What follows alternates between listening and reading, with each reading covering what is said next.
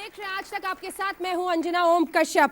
20 महीने मोदी सरकार के और इस 20 महीने के बाद नए सिरे से सवाल ये कि देश के सामने जो चुनौतियां हैं उसमें हम कितने आगे बढ़े हैं और कितने पीछे रह गए हैं। इन्हीं तमाम सवालों का जवाब लेने के लिए जेन नेक्स्ट के मंत्री मोदी सरकार के हमारे साथ गृह राज्य मंत्री किरेन रिजिजू जी यहां पर स्टूडियो में मौजूद हैं। स्वागत है सर आपका, तालियों से इनका स्वागत कीजिए, क्योंकि ये एक ऐसे मंत्री हैं जिन्होंने हर मुद्दे पर जब जब इनसे सवाल किया गया है बेबाकी से उसका जवाब दिया है और हर मुद्दे का सामना भी कर रहे हैं। और जितनी भी एक के बाद एक विवाद से लेकर चुनौतियां देश के सामने हैं उन सब में आगे की कतार में दिख रहे हैं मोदी सरकार की तरफ से। सर स्वागत है आपका, आइए सर प्लीज। चूंकि रिजिजू जी हमने तैयार ही रखा है, नाम ही इस पूरे प्रोग्राम का रखा है कि कितने तैयार हैं हम, तो सवाल की शुरुआत और बौछार वहीं से करते हैं। 26 जनवरी हमने देखा कि राजधानी को एकदम छावनी में तब्दील कर दिया गया था, विदेशी मेहमान भी आए हुए थे। लेकिन जो खतरा देश के सामने है, चाहे लश्कर हो, जैशे मोहम्मद हो या फिर अब ISIS, क्योंकि अभी तक आप लोग कहते थे, खुद राजनाथ सिंह जी भी कहते थे, आप लोग बताते थे कि ISIS के रडार में हम नहीं है, लेकिन अब ऐसा नहीं है। जानकारी है कि वो यहां से भर्ती कर रहे हैं, हमारे नौजवानों को भड़का रहे हैं। क्या उपाय है, कितने तैयार हैं? नहीं, हम हमेशा से तैयार हैं और हमने पहले भी देशवासियों को आश्वासन हमने दिया जी कि हमारा सरकार सिक्योरिटी को लेकर के कोई कंप्रोमाइज हम नहीं करेंगे। चुनौतियां बहुत हैं, पहले के सरकार के समय जो चुनौतियां था उसके मुकाबले हमारे पास ज़्यादा है, क्योंकि परिस्थिति बदल गया है। ISIS का एक नया फेनोमेनन है, इंटरनेट का स्प्रेड आज ज़्यादा हो गया है, तो परिस्थिति बदल गया है। तो हमारे सामने में जितना भी चीज़ जो हम देख रहे हैं उसका हम मुकाबला भी कर रहे हैं, लेकिन साथ साथ हमको जिस तरीके से हम चीज़ को हैंडल कर रहे हैं और भी हमको अपना अलर्ट लेवल को बढ़ाना पड़ेगा। जो पहले जो जिस तरीके से चल रहे थे उस तरीके से काम करने से नहीं चलेगा, बिल्कुल बदलना है। लेकिन बदला क्या है, अब अगला सवाल मेरा इसलिए है क्योंकि दाऊद इब्राहिम हो, हाफिज सईद हो, मसूद अजहर हो, हम 4 कदम भी आगे नहीं बढ़ पा रहे हैं इन मुद्दों पर। नहीं, हम एक आदमी और एक किसी एक संगठन सिर्फ केंद्रित नहीं है, ये इतना बड़ा मुल्क है और हमारा इस देश में जो हमारा चुनौतियां हैं हाँ। वो भी बहुत व्यापक है। तो व्यापक तरीके से हमारे चैलेंजेस को फेस करने का तरीका है। किसी एक आदमी या एक संगठन के खिलाफ हम सिर्फ नहीं लड़ रहे हैं, इसलिए तो हम उसको केंद्रित नहीं कर सकते। पाकिस्तान से डील कैसे कर रहे हैं हम, यही समझा दीजिए आप सरल भाषा में। देखिए, ये जो कूटनीति होता है हाँ। उसको सरल भाषा में इस तरह से एक्सप्लेन नहीं किया जा सकता। उसका पर्दे के पीछे और तरीके बहुत उसका प्रोसेस होता है हाँ। और जहाँ तक हमारा जो होम मिनिस्ट्री का कंसर्न है कि टेरर हाँ। आतंकवाद का खिलाफ जो हमारा लड़ाई है उसमें कोई कंप्रोमाइज नहीं होगा। तो विदेश मंत्री ने भी कह दिया कि पाकिस्तान से बात करना है लेकिन टेरर पे बात करेंगे, टेरर पे बात हाँ। तो और क्लियर है, आने वाले वक्त में भी उसी तरीके से हम टेरर पे बात करेंगे। वो तो विदेश मंत्रालय ने जब आपका दायरा को बता दिया देश के सामने में, तो उसमें दुविधा की कोई बात नहीं है। सर अब मैं जरा आंतरिक सुरक्षा पर आती हूँ, इससे पहले कि ये जो नौजवान यहाँ पर है आपसे सवाल पूछना शुरू करें। आंतरिक सुरक्षा, हाईकोर्ट ने कहा है कि दिल्ली पुलिस को जो नए मतलब अपॉइंटमेंट्स करने हैं उसके लिए केंद्र सरकार फंड नहीं रिलीज कर रहा है। मैं कोट करना चाहती हूं हाईकोर्ट को। हाईकोर्ट कहता है 2 ministers at loggerheads, 1 asking for additional force, 1 not clearing it. यानी गृह मंत्रालय कहता है कि हाँ हमें इतने लोगों को अपॉइंट करना चाहिए, फाइनेंस मिनिस्ट्री पैसा नहीं देती है। ये क्या चल रहा है? देखिए, होम मिनिस्ट्री का तो काम ही एक सुरक्षा प्रदान करना हाँ। जो भी हमारा रिक्वायरमेंट है वो जितना हमारा बजट एलोकेशन होता है उसके मुताबिक ही हम जो गैप है वो फिल अप कर सकते हैं। इस देश में सिर्फ केंद्र शासित प्रदेश या केंद्र संगठन में नहीं, राज्यों में भी बहुत सारा जो हमारा जो पुलिस फोर्स है उसमें वैकेंसी बहुत ज़्यादा है हाँ। हमारा जो स्ट्रेंथ पोजीशन और जो एक्चुअल पोजीशन जो होना चाहिए उसमें बहुत फर्क है, गैप है हाँ। तो उस गैप को फिलअप करने के लिए हमारे पास साधन चाहिए। और हमारे केंद्र के पास जितने भी हमारा बल है, केंद्र जो आपका सेंट्रल आर्म फोर्सेस जो बोलते हैं, उसमें भी बहुत सारा हमारे पास खाली जो पोस्ट पड़े हुए हैं। ये वाली लड़ाई तो दिल्ली की है सर, केजरीवाल वर्सेस मोदी। नहीं, वो मैं देश के बारे में बता रहा हूँ। देखिए, वो सबसे पहले तो ये केजरीवाल वर्सेस मोदी मत बनाइए। प्रधानमंत्री जी के पास देश को चलाने के लिए इतना बिजी है, वो एक मुख्यमंत्री के साथ लड़ने का उसका काम नहीं है। और उसको और जो दिल्ली है, आप सबको पता है कि दिल्ली हमारा देश का राजधानी है। और देश का राजधानी के होने के नाते यहाँ केंद्र सरकार का केंद्रित जो गतिविधि, ऑफिस, सारा इंफ्रास्ट्रक्चर वो दिल्ली में है। तो यहाँ के मुख्यमंत्री जो है वो एक केंद्र शासित प्रदेश का मुख्यमंत्री है, उसके पास लिमिटेड पावर होता है। तो इसमें अगर अरविंद केजरीवाल कहेंगे कि मैं तो काम नहीं कर सकता हूं क्योंकि ये नहीं है मेरे पास में, अब पहले तो बोलता था कि मुझे दिल्ली का मुख्यमंत्री बनाओ, मैं सारा चीज ठीक कर दूंगा। अब जो उसको मुख्यमंत्री इतना स्वीपिंग मेजोरिटी देके बनाया, फिर कहता है कि मेरे पास ये पावर नहीं है, दिल्ली पुलिस नहीं है, वो नहीं है। तो ये ऐसा नहीं होता है। आपके पास जो अधिकार है उस अधिकार के तहत आपको काम करना चाहिए। तो आप तब तो फिर प्रधानमंत्री कहेंगे कि मैं तो इंडिया को चमकाना था, लेकिन मेरा पास वो पाकिस्तान का पावर मेरा पास नहीं है, चाइना का पावर मेरा पास नहीं। आपके पास जो अधिकार है उस अधिकार के तहत ही हमको काम करना चाहिए। संविधान है, संविधान का रचना जब हुआ था उस समय ये सब परिकल्पना था कि किसके पास कितना अधिकार होना चाहिए। इसलिए अपना अधिकार को आप बखूबी से निभाइए। इसलिए हम लोग अपना जो दायित्व हम निभा रहे हैं, लेकिन दिल्ली का मुख्यमंत्री हो या कोई भी मुख्यमंत्री हो वो भी अपने दायित्व निभाए तो देश के लिए अच्छा होगा। चलिए ठीक है, एक और सवाल जल्दी से आंतरिक सुरक्षा पर ही। एक छवि बन रही है सरकार की। दिल्ली में जब चुनाव थे उससे पहले चर्चेस का मामला हुआ, दादरी, उसके बाद मालदा, उसके बाद रोहित वेमुला का मामला। कई जगहों पर लगता है जैसे परिस्थितियां क्या हाथ से बाहर निकल रही हैं।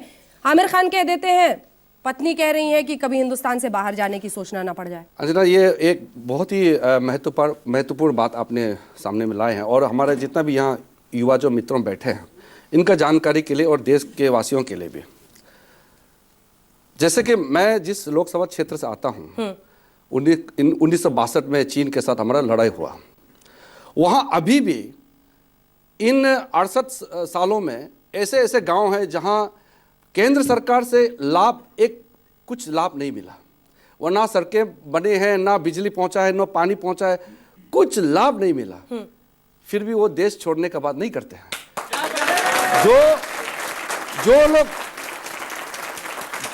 जो लोग इस हिंदुस्तान से सब कुछ मिला, जिसको हिंदुस्तान के जनता ने प्यार से इतना ऊंचा पद पर पहुंचाया और स्टार बनाया, जो लोग इस हिंदुस्तान में जिन्होंने मजा लूटा और वो देश छोड़ने का बातें करेंगे तो वो बहुत अफसोस की बात है। और दूसरा है, आपने जो चुनाव से पहले जो जैसे कि दिल्ली चुनाव हुआ, सारा चैनलों में आपने देखा होगा, दिल्ली में बोला कि चर्चेस को जलाया जाता है। अबे मैं खुद होम मिनिस्ट्री में बैठा हूं, मैंने रिपोर्ट मांगा कि दिल्ली में पूरा चर्च जला दिया गया है, ऐसे करके न्यूज चलाया। तो हमने जो रिपोर्ट मंगाया, पिछले साल 2015 में लगभग 300 घटनाएं हुए हैं मंदिरों को लेकर के, और कम से कम 30 घटनाएं हुए हैं जो गुरुद्वारों में संबंधित लेकर के, और कुछ घटनाएं हुए हैं मस्जिदों से संबंधित लेकर के, और चर्च से रिलेटेड 4 इंसिडेंट सामने में आए। 4 इंसिडेंट जब सामने में आए तो हमने उसका तहकीकत किया कि भाई इतना न्यूज चला रहे हैं तो क्या बात है। दिल्ली पुलिस कमिश्नर को कहा कि आप तुरंत रिपोर्ट दीजिए। रिपोर्ट दिया। कुछ घटनाएं ऐसे भी हुआ कि लोग कुछ बॉल खेल रहे थे, किसी शीशा में लगा चर्च का, उसमें भी उसको इन्होंने इशू बनाया। कुछ में जो लॉर्ड जीसस क्राइस्ट का वहां पे कुछ चोरी का मामला आया, हम लोगों ने कहा कि ये बहुत ही सीरियस मामला है, तहकीकात करो। उसके तहकीकात करने पर कोई ऐसा ऑर्गेनाइज तरीके से, कोई संगठित रूप से चर्च को तोड़ने का कोई मामला नहीं आया। हम लोगों ने कहा, गृह मंत्री जी ने भी कहा कि चर्च को फुल प्रोटेक्शन मिलना चाहिए और हमारा सरकार में हम प्रोटेक्शन देंगे। तो इतना हल्ला मचा है, जैसे दिल्ली का चुनाव खत्म, किसी ने न्यूज चलाना उसको बंद कर दिया। अब देखिए, तो इसका मतलब एक संयोजित तरीके से बदनाम करने के लिए कि इस देश में बीजेपी सरकार। दादरी, मुलायम सिंह यादव कह रहे हैं कि 3 बीजेपी के नेता हैं, मैं बताऊंगा अगर प्रधानमंत्री। मैं आपको बताता हूँ। हाँ। दादरी का जो इंसिडेंट हुआ, हम लोगों ने तुरंत गृह मंत्रालय ने रिपोर्ट मंगाया, साथ साथ एडवाइजरी हमने जारी किया कि इस देश में जो हमारा सेकुलर फैब्रिक है, हार्मोनी, रिलीजियस हार्मोनी बनाए रखना चाहिए हर राज्य को, क्योंकि law and order state subject है। और उत्तर प्रदेश में जब वहाँ दादरी में इंसिडेंट हुआ, वो अनफॉर्चुनेट इंसिडेंट है, तो वहाँ राहुल गांधी जाता है, अरविंद केजरीवाल जाता है, ओवैसी पहुँच जाता है, लाइन का लाइन वहाँ पहुँच जाता है। लेकिन जब कोई, अगर वो वेस्ट बंगाल में किसी हिंदू का साथ घटना होता है तो फिर कोई जाता नहीं वहाँ में, ये नहीं चलेगा। यहाँ में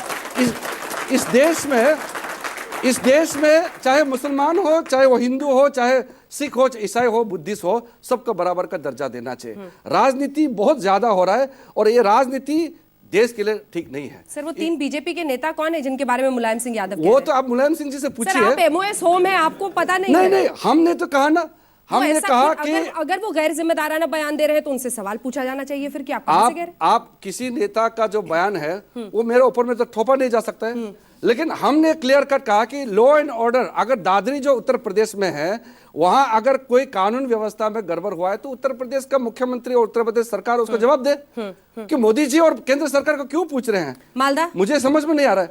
मालदा वो वेस्ट बंगाल, तो वहां का जो पश्चिम बंगाल का करेंसी से है, लेकर हथियार, जिस तरह से टीएमसी के नेता का भी नाम आया कि उनके घर पे धमाका हुआ, खुद राजनाथ सिंह जी गए थे, वहां की तस्वीर क्या कहती है?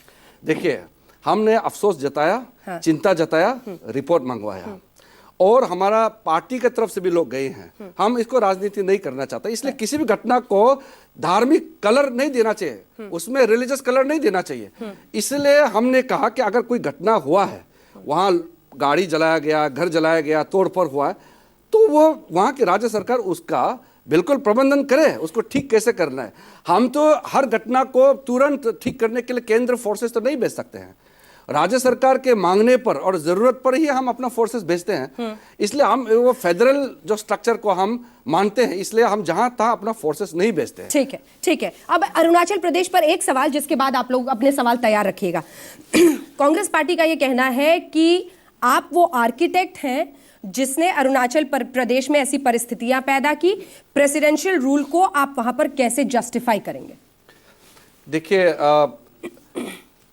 कोर्ट में केस चल रहा है, इसलिए बहुत चीज मैं उसको यहां तो नहीं बता सकता हूं, लेकिन मैं इतना बता सकता हूं कि वहां कांग्रेस का शासन चल रहा है जी। अब कांग्रेस के जो मुख्यमंत्री, उन्होंने अपना सीनियर मिनिस्टर्स, पार्लियामेंट्री सेक्रेटरी सबको अपना पद से हटाया। हमने तो नहीं कहा ना उसको हटाने के लिए। अब जब उन्होंने अपना ही सारा सीनियर मिनिस्टर सबको हटा दिया और जब वो रिवोल्ट हो गया तो हम कैसे जिम्मेवार हो गया? तो मुख्यमंत्री को तो हमने नहीं कहा। गवर्नर ने जो रिपोर्ट भेजी, इसीलिए ये कब गवर्नर रिपोर्ट क्यों आया आप सोचिए। आप जो, मैं एक चीज आपको बताना चाहता हूं, ये महत्वपूर्ण बात है। अरुणाचल प्रदेश हिंदुस्तान का बहुत ही अहम और बहुत ही महत्वपूर्ण राज्य है, बहुत। लेकिन वहां कुछ घटनाएं ऐसे होते हैं जो राष्ट्रीय चैनल में, नेशनल मीडिया में नहीं आते हैं, और दिल्ली में जो लोग बैठते हैं उसको तो पता भी नहीं चलता कि वहां घटनाएं क्या हो रहे हैं। वहां का जो विधानसभा को लॉक कर दिया गया, जब वहां गवर्नर ने असेंबली सेशन करने के लिए कहा जी, तो वहां के स्पीकर और सारा प्रशासन ने मिलकर के असेंबली को लॉक कर दिया, यानी कि एमएलए जो है असेंबली में नहीं जा सकते। अगर राष्ट्रपति शासन लगाना था, हम उस समय रिकमेंड कर सकते थे। वो आपका दिसंबर का महीने के बाद है, 14 तारीख जी। उसके उसके बाद राजभवन को घेराव करके वहां जो एक मिथुन, एक जानवर होता है, गाय जैसे हैं, गाय जैसा ही जानवर है, मिथुन जिसको कहते हैं हम लोग, वो मिथुन को कांग्रेस ने, मंत्रियों ने जाकर के गवर्नर राजभवन गेट में काट कूट के इतना खून खराबा किया। कोई सभ्य समाज में कोई एक्सेप्ट करेगा क्या? मंत्री खुद जाकर के वो आपको जानवर काट रहा है और राजभवन को पूरा तबाही किया है, वो कितना गलत बात है। आप किसी चैनल ने इसको दिखाया क्या? आप सारा फुटेज है वहां के लोकल मीडिया से, आप पूछिए, मंगाइए और देशवासियों के सामने दिखाइए। मतलब फुटेज है, सबूत है कि सरकार में जो मंत्री थे उन्होंने मिथुन काटा है। बिल्कुल।